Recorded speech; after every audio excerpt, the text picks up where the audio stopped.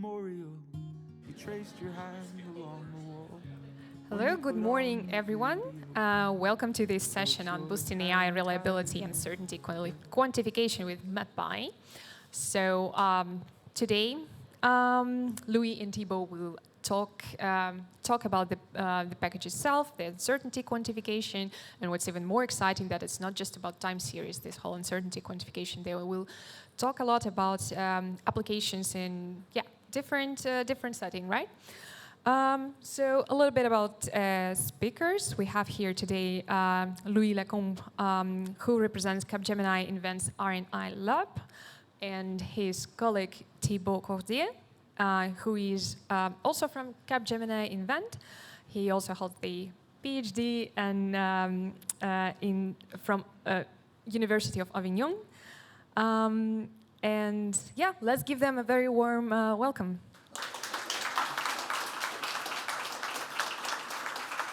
Thank you. Can you hear me right? Yeah, okay, perfect. So quickly, MAPIE, boosting AI reliability, and we're gonna deep dive a bit more, but it's uncertainty quantification. That's the main topic we're gonna try and hit today. To give you a quick overview, yes, we're consultants, so there's an agenda. Uncertainty quantification, what is it? Then conformal predictions, the team at MAPIE. We're gonna give you some quick use cases, the notebook to give you like a bit of a deeper insight of what you're going to be able to see. And finally, we're going to conclude about our perspectives and why we want you to be able to contribute to MAPIE soon. So the main point here is we have this thing that's called the AI Act, and we all want to like build trusted, reliable AIs. So how do we build this? This means that we're going to start with, like, for example, the brand image, because if we don't have a good, reliable AI, our brand image is going to be highly damaged, but it also means that there's operational risks. For example, we've all heard about ChatGPT or other medical failures, so how do we make sure that, tomorrow we have a very strong AI that's robust and that does not fail upon anything? And this is why, therefore, the AI came later and was like, okay, we need to make sure that the regulations are here. How do we make sure the regulations are the main thing? And how do we make sure that we directly tackle one of the articles? For example, Article 15, accuracy, robustness. And this is one of the things that we're going to try and tackle here. It's called uncertainty quantification. This tackles mostly robustness and accuracy. And it's in the AI Act. So uncertainty quantification. You're going to have multiple people, of course, here. And it all starts from the designer. The designer is the guy that's more like in the background that's going to start building the AI from the very base. So for example, say an XGBoost or scikit-learn. And the question that they're going to ask themselves is, what does my model know? What does he not know? And that's very important. We all ask ourselves these questions, but I think most of us also are AI operators, so we use an AI and we put it out in the business. And our question is, how do we use this AI? How do we make sure that there's no business impact behind this? Like, what is the business impact, and how do I make sure that it's a robust and a strong prediction that I have? This is also when the regulators come into account, because the regulators are going to ask, is the AI that you're putting out there, that you're giving out to the business, that you're impacting people with, how do you make sure that this AI is actually certifiable, and how do you make sure that you're not having like any validity problems and you're not tackling some issue and that you're not leaving something out? And finally, we have the impacted person. We'll talk about it right after.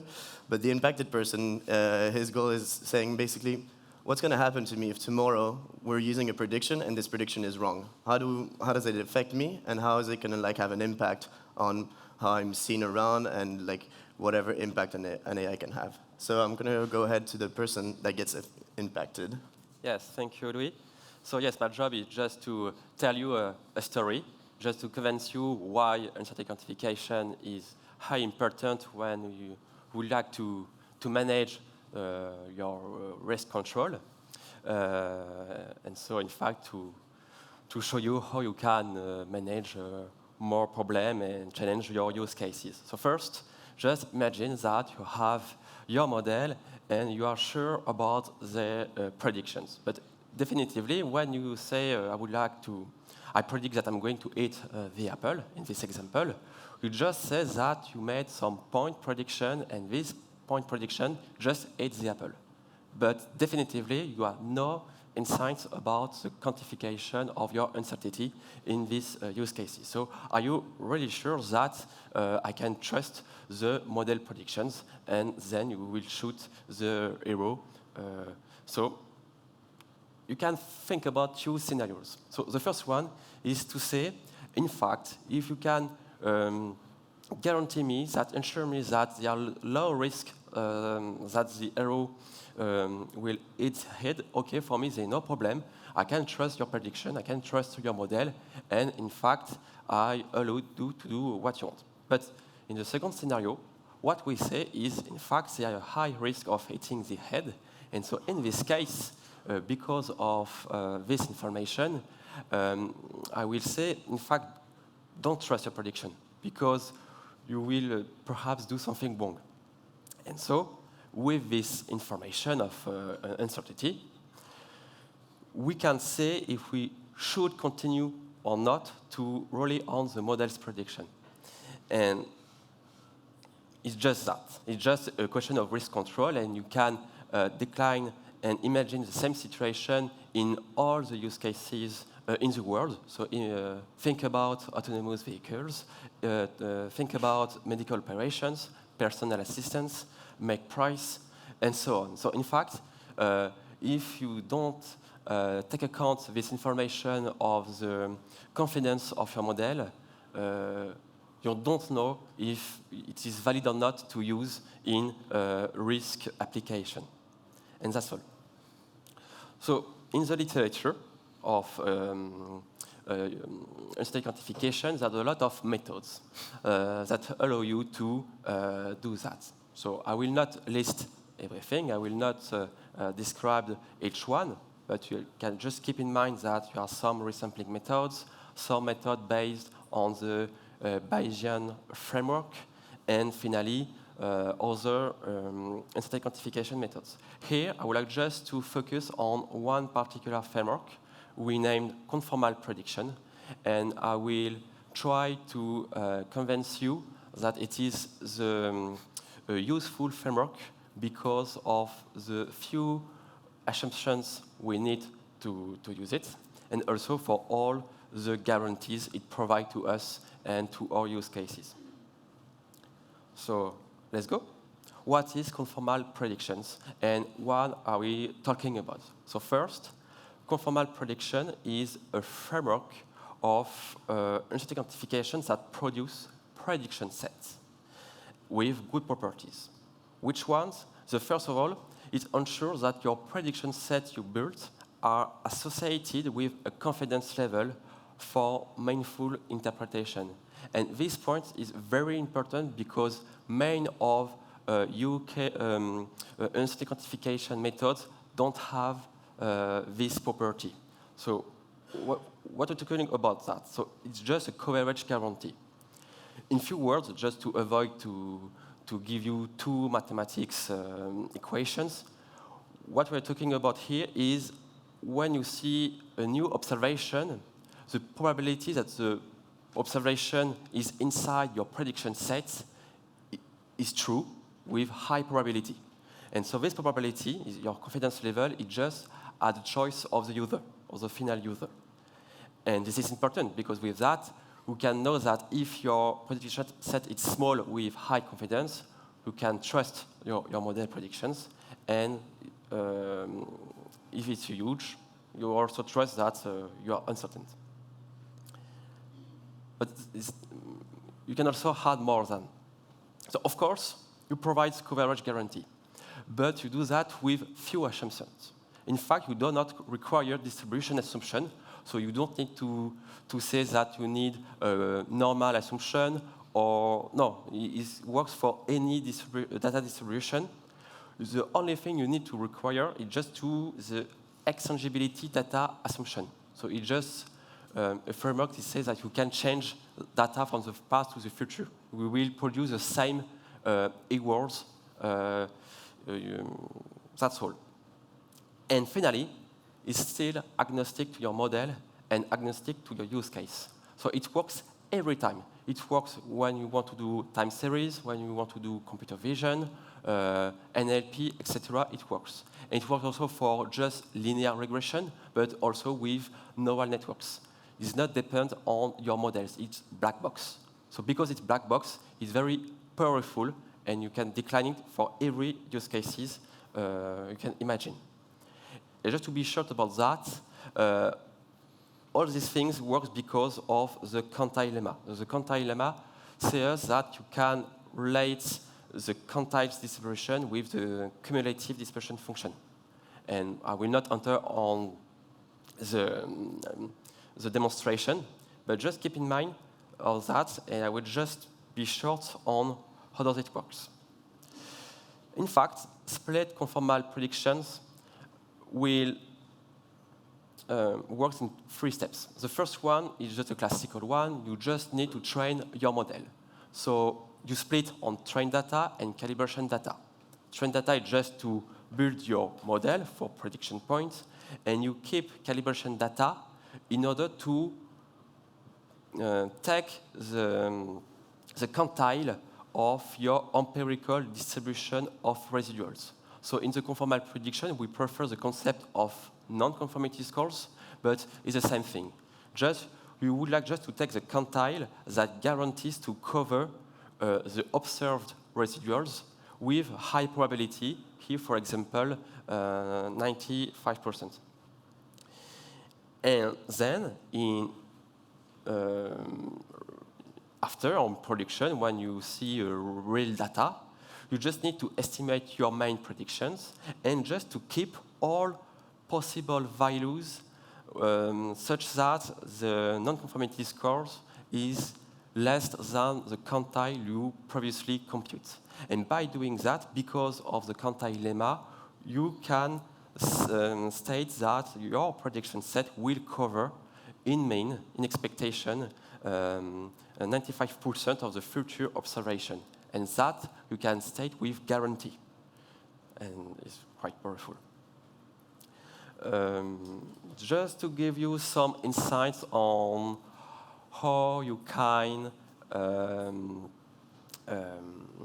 represent this in different tasks, so for regression. So in regression, it's just a question of intervals around your main prediction. And you just take all values considered highly probable. Here we say that I would like to build some intervals with a level of confidence. Here, you have 2 situations. You can say that on the left, you are low uncertainty because you are low expected error. And that point, very important point, because you know that your model knows and you can trust it. In the opposite case, you can see that the variance is bigger, and so you are high uncertainty, you are high expected error, but it's not a problem. It's not a problem because you know that with high probability that your model doesn't know the right answer. And so you can add more possibilities to automatize your model, or to say, no, just I will assist you, or I will just make some branch of use cases, and I will show after some use cases that can be interesting. Just to be short with the classification use case, it's quite the same thing, but here we don't talk about a continuous value, we talk about classes. So here, when you say that you are low uncertainty, so you made low expected error, and in the main case, you just output 1 class. And so you know that your model knows because in your prediction set, you just return 1 class. In the opposite case, in fact, when in your prediction set you return more than 2 classes, 3 or 5 in these examples, you hesitate between different classes because they are too ambiguous, because you talk about the same spaces on the picture. So you still know that the model doesn't know, but perhaps because it's confusing, it's quite the same thing, and perhaps you need assistance, or perhaps with business rule, you can say that it's not a problem or not. But for sure, you know that the model doesn't know, and it is an important part. And I will let Louis present you what is MAPIE. Okay, so based on all the principles you heard, it might have been a bit mathematical, but now we built a library that tries and encompasses all these concepts so that any data scientist or any ML can then tomorrow use it. So we respect all of these things. For example, you can compute the interval size, so set or length. It's also model agnostic, so that means NLP, time series, CV, whatever you want. But also we decided to make sure that it was able to adapt to any of your favorite algorithms. So if you want to use CatBoost, if you want to use scikit-learn, if you want to use PyTorch, TensorFlow, whatever it is, normally it should fit, because we use a fit and predict method. Then we also are building a lot on risk control. We think this is something that's very important, and that's going to grow a lot in the future.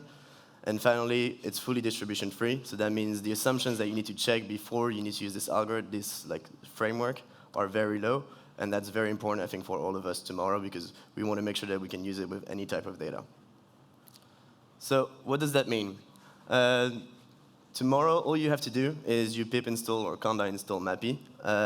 And then normally in a few lines, you should have your first intervals. So as you can see here, you import your favorite. We love scikit-learn, for example. So we use linear regressor. And then directly, you also import MAPIE. So for example, we're doing a regression test. So what do? You import MAPIE. MAPIE regressor. Inside of MAPIE regressor, you directly put the linear regressor that you've already trained, or that you haven't trained. We can also train it directly inside. You fit with your calibration data. That's the important part, is you need training, calibration, and then test data. And then in the end, you do your inference. In your inference, we'll give you your prediction, but also your interval. So this means that you'll have your prediction point, and directly you'll have your interval. And normally, you can quite quickly make a nice plot like this. It all depends on your matplotlib skills now. Same for classification. It's the exact same framework, but we're only changing MAPIE classifier. And also, you should use a test. Well, you should use a classifier. We build in some tests, but we also assume our users are kind of knowledgeable. So you won't use a linear regression in our MAPIE classifier class. And then same here, you specify your alpha, which is your confidence level that you want to have to make sure that you have X percentage of your things that are covered. And as you can see here, it seems that class number 2, he seems quite confident in how often he needs to predict in the right spot. Whereas between class 1 and 0, we see that we have some points that are in the empty set, and we see that we have some points that are in between. So sometimes he's going to give us a prediction that's of set length 2, meaning he wasn't sure between class 0 and class 1. And sometimes he's going to give us an empty set because he's not sure at all. And other times he's just going to give us just 1 point. So that's kind of the advantage, is you get to see a bit when is my algorithm is uncertain and on which points. Okay. MAPIE, it's multiple facets. It starts, of course, with the GitHub.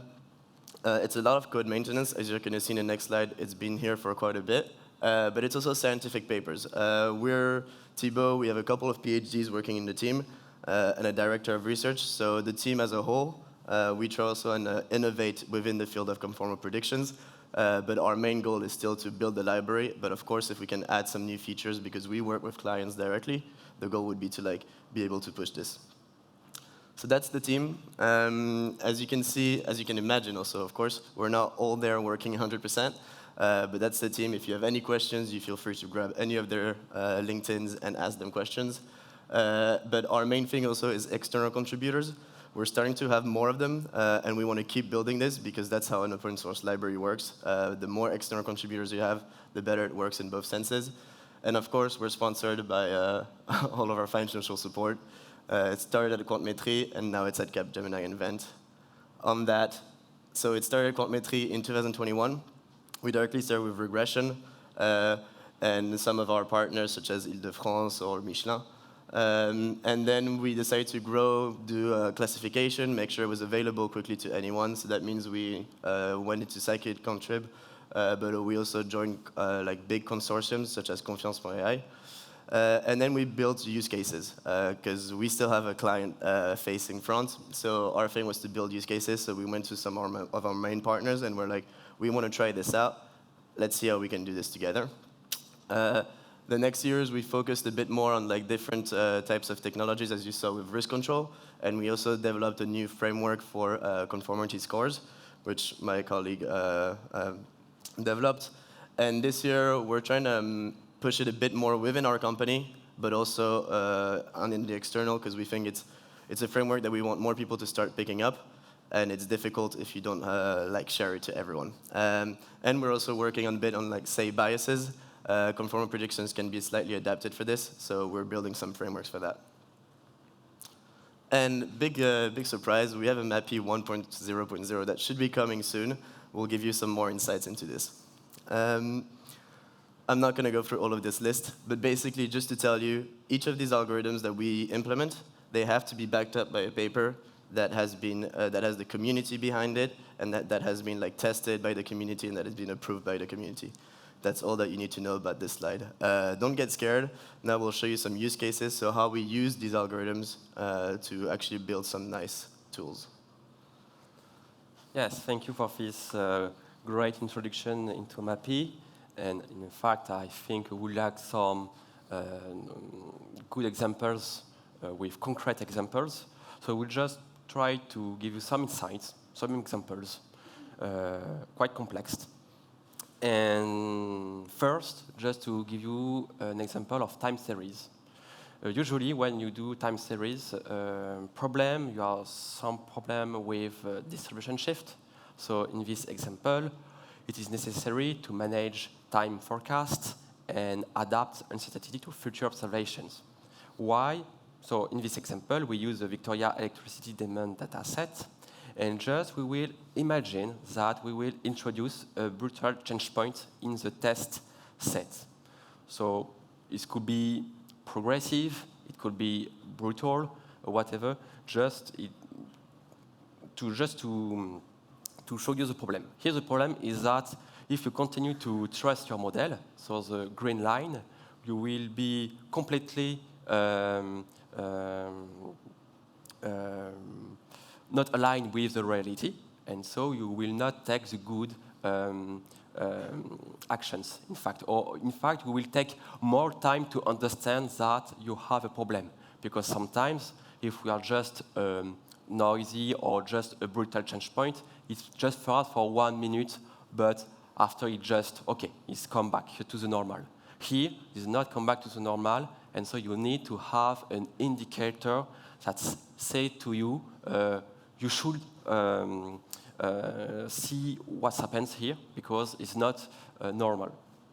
So here, you just imagine that we're simulating an effect at a blackout or a lockdown, and so we need to readjust the production of electricity or to readjust the demand of electricity.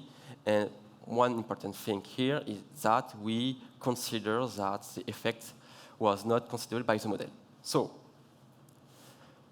the goal here is to ensure that the model identifies the change point with high confidence before issuing an alert.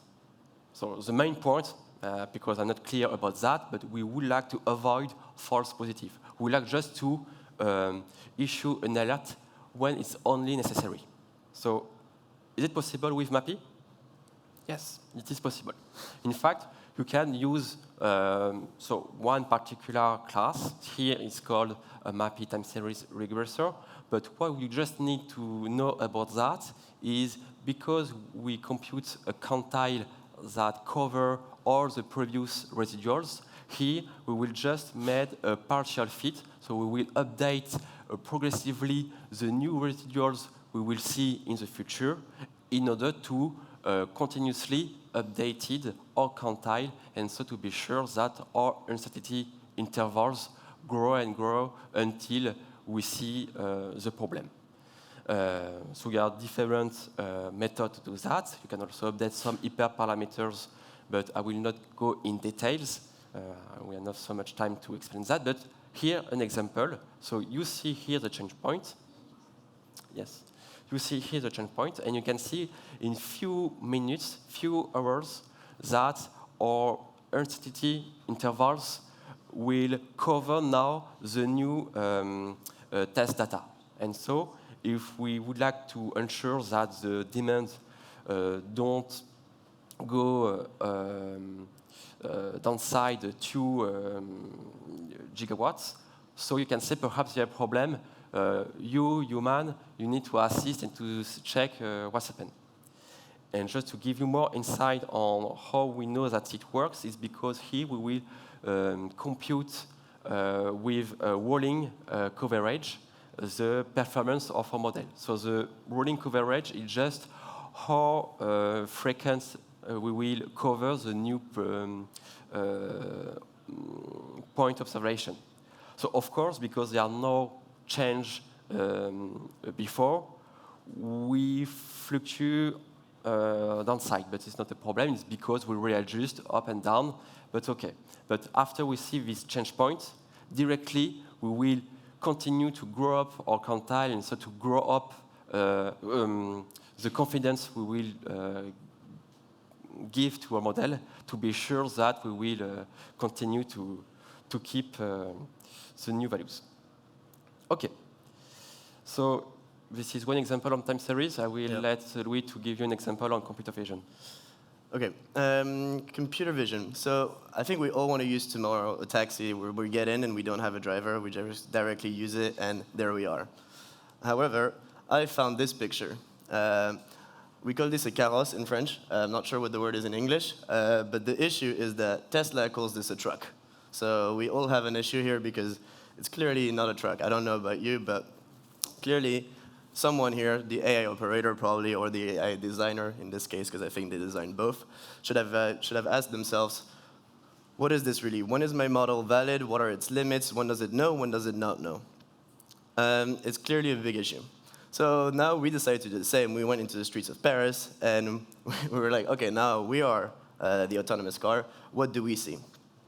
So a normal algorithm, what he sees is a car, and then on the side, a biker, because there's some wheels down there on the left, on the right, as you can see. So he might think it could be a biker, because what kind of otherwise pedestrian has only has 2 feet, but also some bike wheels? It's kind of bizarre. So we get to see what happens when you just use, for example, the maximum. We can see the probability is a bit lower, but our algorithm will probably just tell us it's a biker. What we get to do with MAPIE is what we saw in classification, is at the same time keep, when you're certain, a car, depending on the fidelity of your model and how strong the predictions are. But in the case and in a scenario when you're not too sure, you'll see maybe a biker and a person. What does this mean? It means that tomorrow you want to build an algorithm that's going to decide when you need to stop and make sure that you don't ever run over pedestrians. It's very important that you can build this set and say, for example, I know that you can identify pedestrians. When you see pedestrians in the set, think about it more. Maybe add another business rule. Make sure that the algorithm is really certain there's not a pedestrian in this picture. So I think this is kind of an important part, because you can see that, for example, a biker in Netherlands would be very normal and you can just go through, go ahead, whereas in France, a biker, you might need to stop already. But in Paris, a biker plus a pedestrian, you definitely need to stop. So I think this is a good use case, for example, for autonomous vehicles, where the decision really needs to be reinforced and we need to make sure the decision is robust. Then we will go ahead and directly go to what we see as reliable AI. Right now, we tackled one thing called robustness. It also goes, for example, into responsibility and performance, equity, whatever you want. But we think the main thing that we're tackling here is robustness, because you get to check the validity, you get to know when you're right and when you're wrong, and mostly you get to make sure that, for example, tomorrow I'm using the new ChatGPT 01. This one is still stable, and compared to my previous results, I'm not getting a shift in the performance. So I think that's very important. We have a sister library also developed at Capgemini Invent, so feel free to check it out. Just before we let you go, our main focus for the next year is, of course, our version 1.0.0 to make implementability of new tasks and features easier. But also, we want to go a bit into Gen AI, of course. Our goal here is to be able to build more of a control structure above Gen AI. As we can see, normally it's use case agnostic. So it's the literature is quickly developing into this, but we want to make sure that we're at the forefront of this and that quickly people can implement new features. Of course, there's risk control, hypothesis testing. We think these are very important, but we got to ride the wave a little. And of course, we're not limited. You guys can come ahead, offer any new solutions. We're more than happy to help people in, and we have a big team, as you can see, as you saw. And the goal is to have all of these people be able to review your PR and give you some feedback. And I think it's a time for questions, right? Perfect. So yeah, feel free to check MAPIE on your smartphone only, because that's how you check out GitHub, and check out also our sister library called MAT.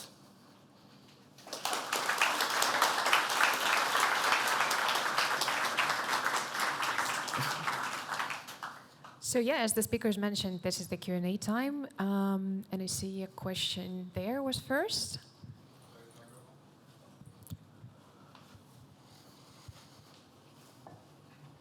Thank you very much for the presentation. I think it's also very useful when we communicate with business stakeholders. I have two questions, short ones. One is, there is no assumptions in training the conformal predictor, but we are using the calibration data set. Are there any predictions on that, assumptions on that, or is it similar to the train test separation? For example, you showed time series and also for computer vision. I think the variances, for example, of the features should be similar, but can you please comment on that? And the second question is, how is it different than, for example, bootstrapping? If I do bootstrapping on calibration set, apart from the computational advantage, what is the advantage of MAPIE on top of this? Thank you. Yes, so for your first question about the data assumption, in the case of time series, of course, we need to add more assumption. So I don't give details about that, but definitively you need to do block bootstrap. So you just split your data in different blocks. In each block, you train your data, and you will calibrate with all the data.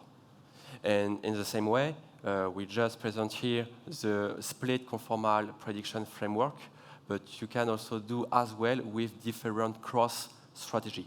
So you can use cross-validation, jackknife, and you can also decline it with different improvements, jackknife plus, jackknife min-max. So we'll give all details on our MAPIE documentation. We would like to enter in details, but we don't have so much time. So definitively, you have a huge toolbox to all your needs. And for your last questions, it's more about... Yeah, the second part is you get the theoretical guarantee. That's the main advantage that you don't necessarily get in other frameworks. Here, you make sure that you have this guarantee, so when we say 90%, you will really get 90% as long as you keep the assumption of exchangeability. Okay, thank you. Does it work? Yeah.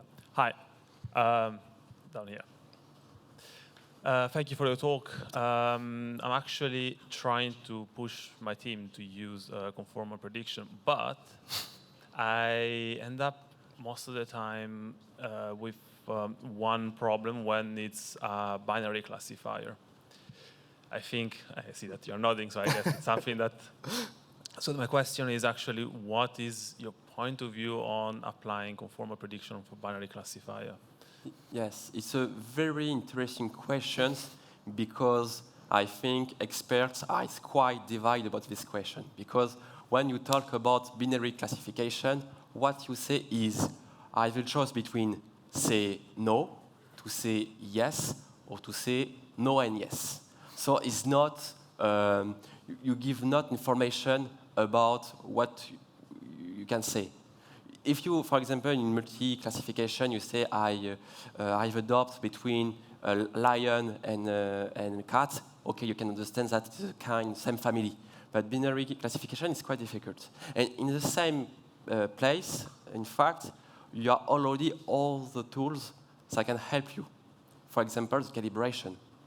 Calibration, the standard calibration with isotonic regression or with flat scaling. In fact, you just be careful about when you say your scores is 0.7. So in practice, you see the same probability. And so definitively, you have this uncertainty information in your probability. And so in MAPIE, we take this position to say we recommend you to use calibration as it is already done in scikit-learn, and we not propose that in MAPIE for this reason. Yeah, and you can note we made because we had a lot of issues, of course, about this because it's one of the main tasks that we have in AI.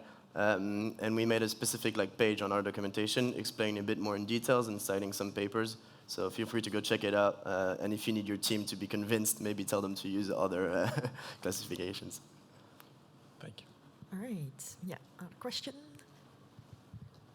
Yeah, thanks for the talk. I just have a very simple question because I haven't got the idea, but how, let's say, the coverage guarantee, does that depend on the size of the calibration set? Because I could take a calibration set of 100 points or 2 points. So if this calibration is guaranteed, is it asymptotic, or what's the relationship? Very good question. So yes, it is guaranteed for any size of calibration set. But how? It's because you will compute some quantile, and in the theory, it's also possible that you produce infinite interval sets. So in the example of regression, or in the example of classification, you just return all the classes possible, the possible classes.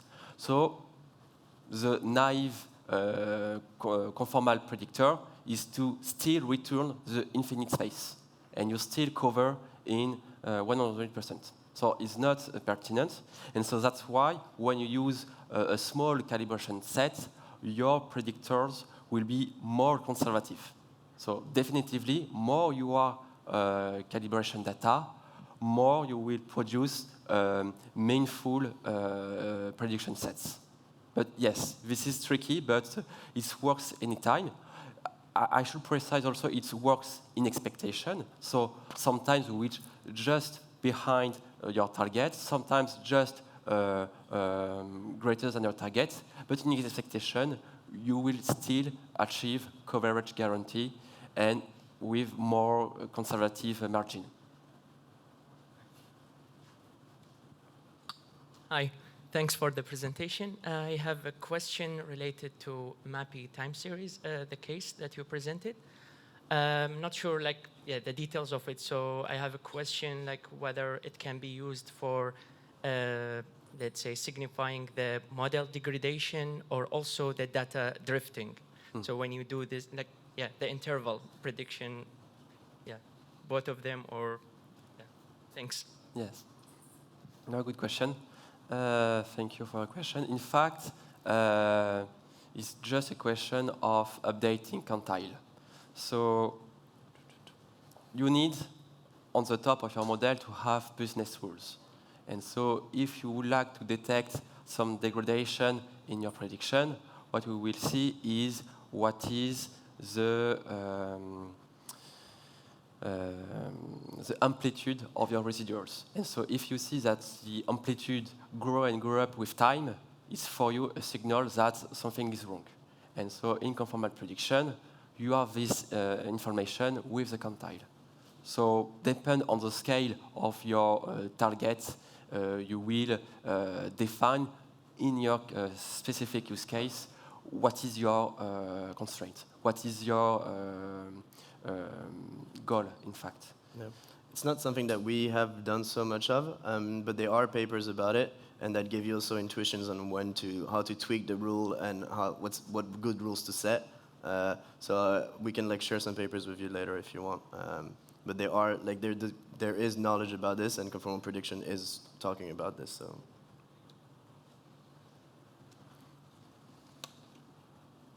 I have a question about the multi-class framework. I wanted to ask if the coverage guarantee is class-wide or overall, and is it possible to have a class-wide coverage guarantee, particularly if you have unbalanced data set, and how does that look like? Thank you for your question, because we now manage this problem recently with the last release.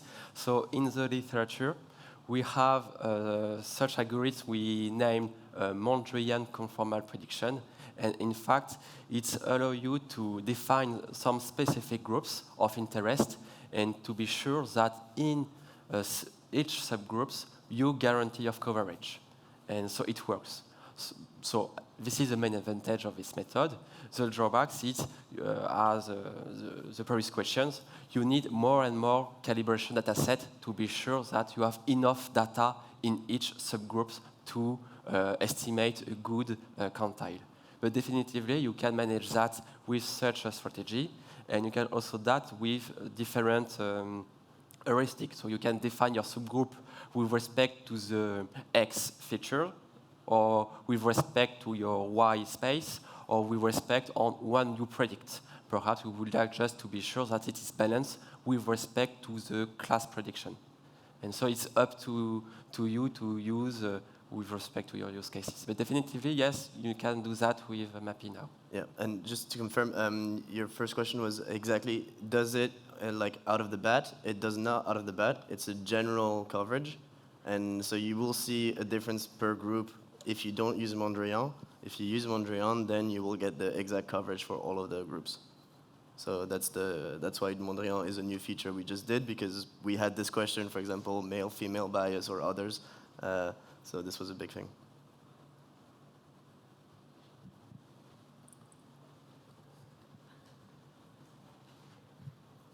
In the case of regression, is it possible to make it somehow feature dependent, or is it the same interval across all features? Great question. Because yes, in the standard split conformal setup, in fact, you will produce just constant margin. So it's true. And in the same way, we propose different strategies in MAPIE to challenge this problem. And so you can use conformalized quantile regressor that allow you to have some reference, so your control regression, and to be sure that you correct your estimation with some margin thanks to the conformal prediction framework. So by doing that, you are sure that you take the information of your features, so your X point, and more in the literature, we see that they propose large strategies. We expect one day to integrate with MAPIE, but definitively the best strategy I can suggest to you is to use this one, so the CQR method.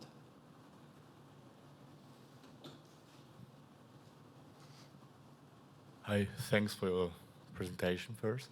I have a practical question. Let's say we're dealing with a time series regression problem, and in some cases you are having your data splits, or you find hyperparameters after doing cross-validation, and at the end you want to retrain on all of your data, such that you have the most recent data in your training set as well, but you're still kind of in need of this calibration data set. How do you go about this? So you still want to use all your data, but you still have to use this calibration data set. Maybe you haven't yet trained on.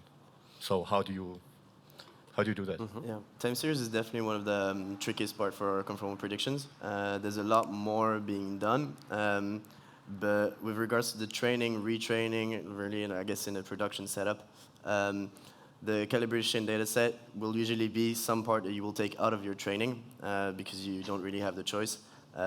And that is the main disadvantage for this, is really for time series, you will need to get rid of some of your trained data.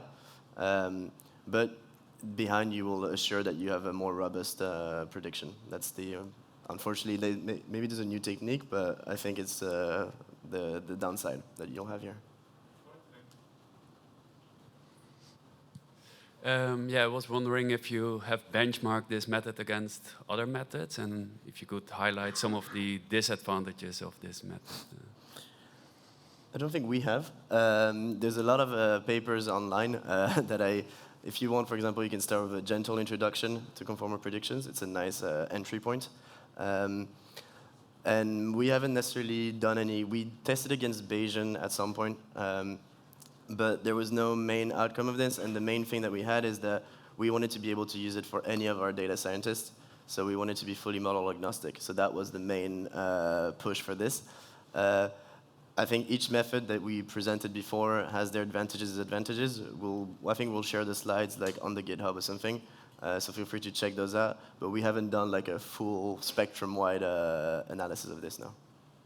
And just to also add more details about that, in fact, it's not to say that we are different with other strategies, but conformal prediction is still a method you can use on the top of any uncertainty quantification, as I explained with quantile regressor.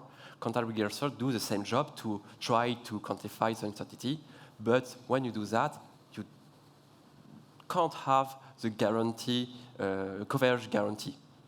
Because you have not such a quantile lemma that say you that for any point in the future you have this guarantee.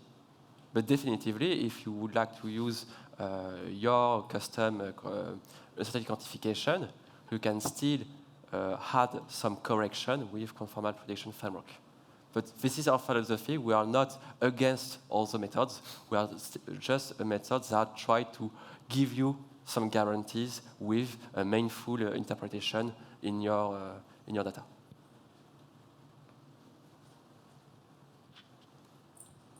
Hi, thanks for the presentation. I had a question about calibration. Do you have any recommendation how to access calibration for imbalanced data? Yes. I think as the previous question, if you have a problem of unbalanced data, the Mondrian conformal prediction strategy is the best one, because you ensure that you will distribute all your uncertainty equally in different groups. So by doing that, you are sure that you will not have some problem. For example, in the literature, in the medical field, when you need to give a diagnosis, in fact, you just still define two groups. The group where you say, yes, you have a problem, or no, you are not a problem, and because it is unbalanced, to be sure that you are not a bias or you are not a deficit of calibration data, you use a Mondrian strategy. So definitively, this is my recommendation for your use case. And for metrics that you want to access, like Breyer score or EC, like in terms of that, what is better to use? I'm sorry, could you repeat a bit stronger? Yeah, about the metrics that you use to access the calibration, like Breyer score. Not sure. Maybe we can talk about it a bit later so you can explain the problem. Yeah, okay. All right, we have time for one more question.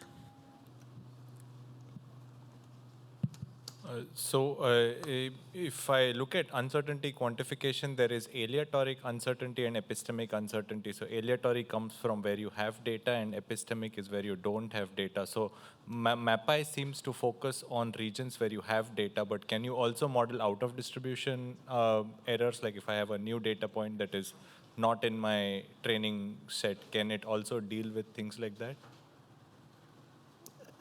In theory, like you're supposed to have the exchangeability assumption, and by that means that's why there's conformal predictions is also used for outlier detection. So to be able to point out this data point and be like that's not part of the exchangeability assumption. For example, that's why we want to push more on hypothesis testing to be able to test new data sets that you're going to input. But if you have a point that's totally different, if you're talking about apple and oranges and suddenly you give us a kiwi, I don't think it's going to work great. You'll just have a very uncertain prediction, but just as your algorithm would be very uncertain. The exchangeability is the main thing, and if you don't have exchangeability, we can't guarantee theoretical coverage. Empirically, it often works, but theoretically, that's not for sure. Thank you. And with that, I think we conclude the round of Q&A. Let's give a round of applause for Thibaut and Louis.